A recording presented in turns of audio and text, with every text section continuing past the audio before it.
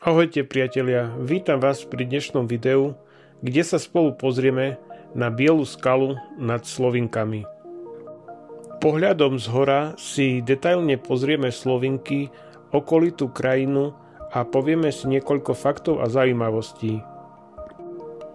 Biela skala je dominantný vrchol nachádzajúci sa na planine Galmus v jej severovýchodnej časti. Patrí do Volovských vrchov a jej nadmorská výška je 926 metrov. Na bielu skalu vedie zelená turistická značka od Krompach alebo žltá turistická značka zo Sloviniek alebo z opačnej strany zo Spišských Vlachov. My sme si vybrali žltú značku a pôjdeme zo Sloviniek. Je to najkratšia trasa, ale zároveň je pomerne strmá. Má dĺžku 3,3 km a trvanie 2 hodiny. Prevýšenie je takmer 500 metrov.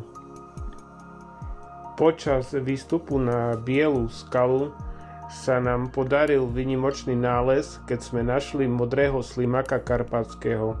Je to unikátny druh, ktorý si zaslúži pozornosť a povieme si o ňom nejaké fakty a zaujímavosti. Tento modrý slimák žije v nadmorských výškach 700 až 1500 metrov. Vyskytuje sa len v určitých horských oblastiach, ako sú Vysoké Tatry, Nízke Tatry, Slovenské Rudohorie, ale taktiež vo Volovských vrchoch. Živí sa rozkladajúcimi rastlinami a zvyškami húb či lišajníkov. Dorasta do veľkosti 8 až 10 cm. A prečo je modrý? No, nie je to žiadna genetická odchýlka, jeho sfarbenie je prirodzené a trvalé. Slúži ako varovanie pre predátorov. Modrá farba v prírode často signalizuje nejedlosť. Je to jediný slimak v Európe s takýmto intenzívnym modrým sfarbením.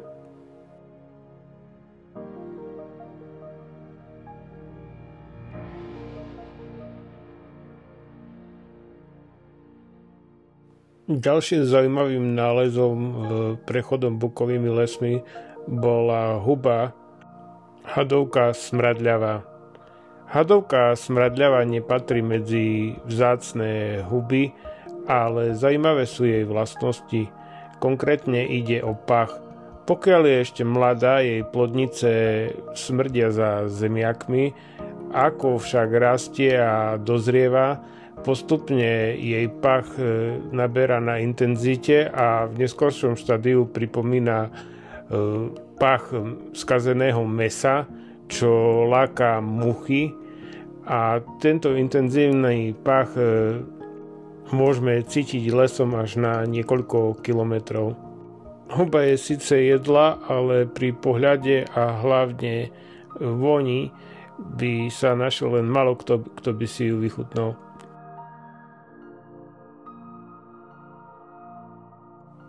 Prechádzame ďalej lesom, vychutnávame si lesné jahody, obdivujeme miestnu prírodu a náš zrak zaujme ďalšia zaujímavá rastlina. Má zaujímavý kvet, je pomerne vysoká a láka sa dotknúť.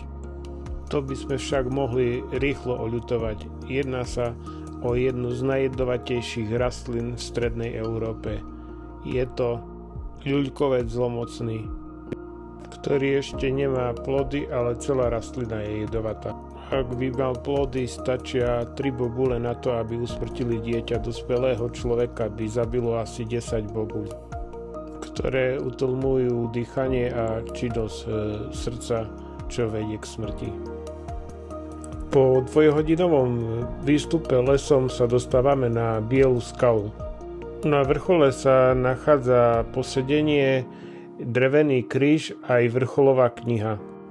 Výhľad z bielej skaly je možný len na juh, no ja vyberám drona, zlietam do vzduchu a ideme si pozrieť celú oblasť.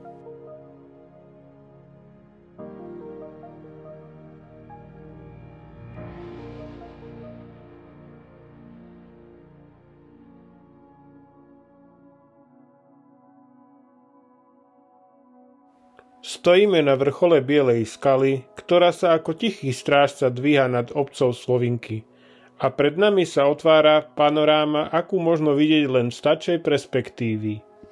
Priamo pred nami sa rozprestierajú stredné Slovinky. Vidieť školu obklopenú domami, ktoré sa ako korálky rozlievajú po úpätí hôr. Vedľa nej sa dvíha kostol, pevný bod obce, ktorý už 10 ročia dohliada na život v doline. Pri pohľade priamo oproti sa dvíha ostrý vrch, výrazný kopec s pásom odleseného terénu, cez ktorý vedie vysoké elektrické napätie. Tento výrez v lese je dobre viditeľný aj z veľkej výšky a vytvára zaujímavý kontrast s inak hustým lesným porastom.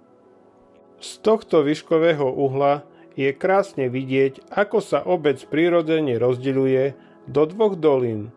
Naľavo je Lacimberská dolina, napravo Porádska dolina. Medzi nimi sa vypína výrazný zalesnený kopec zvaný Skala.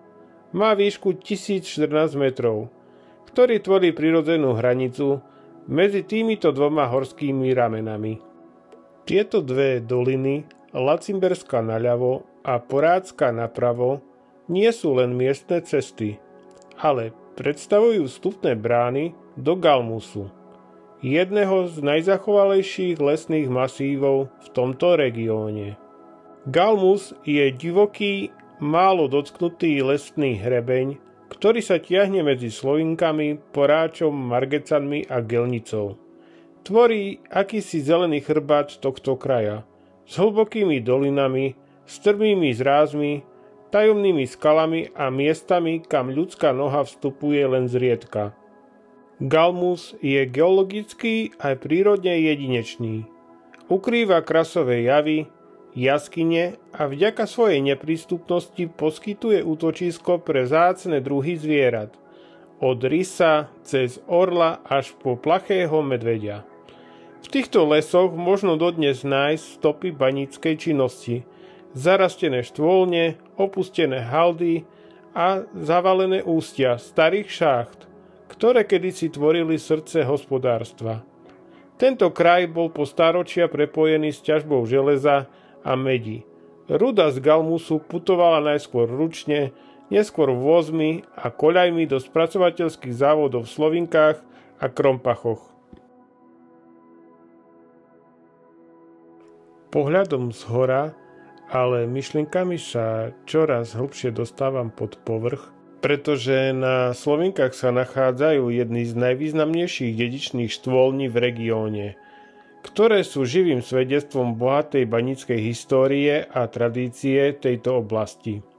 Medzi najznámejšie patria štôlne Ladislav a Alžbeta. Rozsiahle chodby, ktoré spolu dosahovali dĺžku aj niekoľko kilometrov. Tieto štôlne neboli razené náhodou alebo jednorázovo, ale postupne, často počas niekoľkých generácií baníckych rodín, ktoré v tomto kraji žili a pracovali. Chodby slúžili nielen na ťažbu železnej rudy, ale tiež sa používali na odvádzanie vody, vetranie a spojenie rôznych baníckych úsekov v masíve Galmus.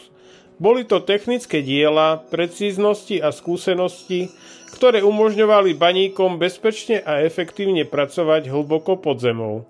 Existujú tradície a ústne svedectvá, ktoré hovoria o tom, že tieto štôlne mali množstvo bočných chodieb a horizontov, ktoré mohli viesť až k prepojeniu so štôlňou Jozef na gelnickej strane. A hoci dnes nemáme úplne presné dokumenty alebo mapy, ktoré by takéto prepojenie potvrdili, rodinné príbehy a skúsenosti môjho deda baníka zo Sloviniek sú dôkazom, že takéto podzemné trasy naozaj mohli existovať a boli využívané. Prechod pod zemou zo Sloviniek do Gelnice nebol len technickým úkonom, ale aj symbolom spolupatričnosti baníckych komunít, ktoré si navzájom pomáhali a odovzdávali skúsenosti z generácie na generáciu. Banícky život formoval nielen krajinu, ale aj ľudí, ktorí tu žili, ich príbehy, tradície a hodnoty. Dedičné stôlne na Slovenkách sú preto viac než len historické stavby. Sú živým odkazom na minulosť, ktorá stále dýcha pod povrchom, čakajúc na objavenie a pripomenutie. Preto je dôležité uchovávať tieto príbehy a pamiatky, aby sme nezabudli na bohatú banícku kultúru, ktorá formovala tento región.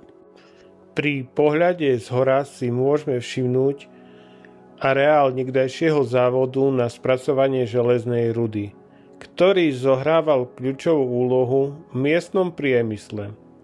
Tento závod prijímal surovinu z okolitých baní a pomocou triedenia, drvenia a rudného obohacovania ju pripravoval na ďalšie spracovanie, najmä v hutiach.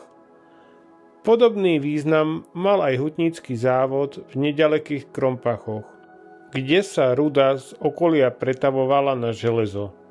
Táto vzájomná previazanosť medzi ťažbou, spracovaním a hutníctvom vytvárala pevné hospodárske väzby medzi Slovinkami a Krompachmi. Priamo pod nami či v okolí dediny dodnes stoja typické banícke domčeky. Skromné, no útulné príbytky, ktoré slúžili ako domov generáciám baníkov. Ich jednoduchá architektúra rozpráva tichý príbeh ťažkého života, pokory a vytrvalosti. V niektorých z nich stále žijú potomkovia tých, čo dennodenne zostupovali do podzemia. Krajina okolo Sloveniek je výnimočná. Nie len pre svoju prírodnú krásu a výhľady z vrchov, ako je Biela skala či Ostrý vrch, ale aj pre tichú prítomnosť histórie, ktorá je zapísaná v každom lesnom chodníku, zarastených haldách, opustených štôlniach a starých banských domčekoch. Masív Galmus, ktorý sa ťahne medzi Lacimberskou a Porádskou dolinou, je ako kamenný archív.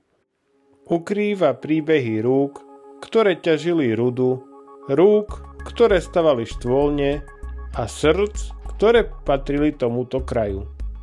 Na Slovinkách sa spája príroda s technickým dedičstvom.